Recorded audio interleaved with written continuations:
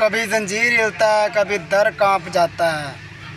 अली का नाम सुन के आज भी खैबर कांप जाता है। चेक किते दोस्तों वीडियो अरे डांस कर रही है। उन्हें पता नहीं डांस बंदे वाला खोते वाला डांस हैगा। देखी ना हूँ एडा जरा व्लॉग बना रहा इस वीडियो का एडा वड्डा व्लॉगर है जो भी है वाला बंदा तेन पता नहीं है यार। हजरत अली का जिक्र हो रहा है मगर हजरत अली के जिक्र तो डांस कर रहा कोई होर बंदा गाना ला लवे होर गाने मुक्के ने। हजरत अली का जिक्र हो रहा तो किदा अपना समान हिला ला के दिखा रही है तो सरेआम इदा नंगा नचना ना। अली का जिक्र तो एक डी गुस्ताखी है। तो इन्ने बंदे वेखण वाले है ने जो व्लॉग बनाया ने व्लॉग एडिट किया पता नहीं लगा पिछले हजरत अली का जिक्र हो रहा है।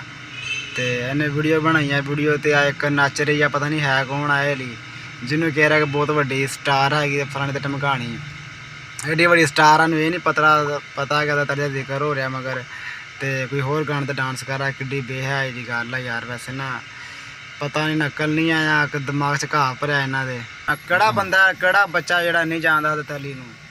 हर बंदे नूं पता हजरत अली कौन है बहुत वड्डी हस्ती है। हर बंदे नूं पता वा कहण दी लोड़ ही नहीं है सानूं दस्सण दी लोड़ ही नहीं है हजरत अली है कौन। हर बंदे नूं पता बहुत वड्डी हस्ती है। तो एडा जिन्हें भी व्लॉग बनाया वा इन्हूं चाहिदा व्लॉग डिलीट कर दे अपना। अज इन्हें वीडियो बनाई है वीडियो भी अपनी करे डिलीट। तो इदा दे होर बंदा गाने ते वीडियो बना लवे। कोई बंदा बंदे दे पुत्तर वाले काम करता ऐनकां जियां ला के तो तू ऐ घूम रहा अंदर तो हजरत अली का जिक्र हो रहा तो तू डांस करके दिखा रहा कि भाई आ देखो बहुत वड्डी स्टार हैगी आ। कल नूं तेरे घर भी धी भैन जम्मेगी फिर ओहदी वीडियो भी बनावी इस तरह ही कि बहुत वड्डी स्टार हैगी मेरी बेटी हैगी। तो मैं देखभाल करके बहुत बड़ा स्टार बनाता वा। इदा ही फिर नंगिया सरेआम चाहिए जिदा ये सरेआम नच रही है। मुसलमान है तो कोई दीन का लिहाज नहीं है यार। बंदा तो पुत्र वाले काम करो कोई होर गाने तो कोई किसी होर गाने तो वीडियो बनावो।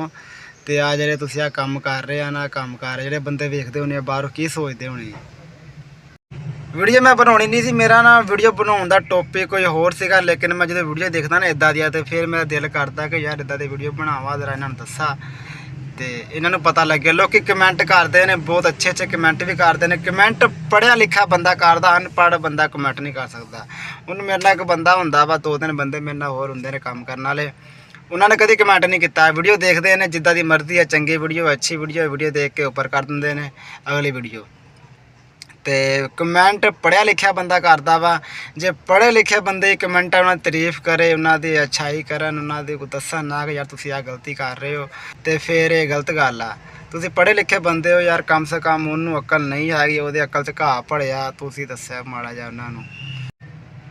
मैं पहलों भी वीडियो बनाई थी यार बंदा ना छोटी उम्र च बंदा गलतियां करता वा लेकिन जवान हो जाता उदों तो बंदा समझदार हो जाता। तो हूँ तो जवान हो गया माशाल्लाह पूरे अरूज तो वो जवानी तो कोई चक्कर इस्तेमाल करो। अगर थोड़ी ना दिमाग च घाह भरिया तो तुम धुप्पे ना निकलिया करो क्योंकि जरा तुम धुप्पे निकलोगे ना थोड़ा दिमाग जो घाह भरिया इन्हूं अग लग जाएगी। तो इस गल्लों धुप्पे ना निकलिया करो छावें बैठे करो। ओके अल्लाह हाफिज़।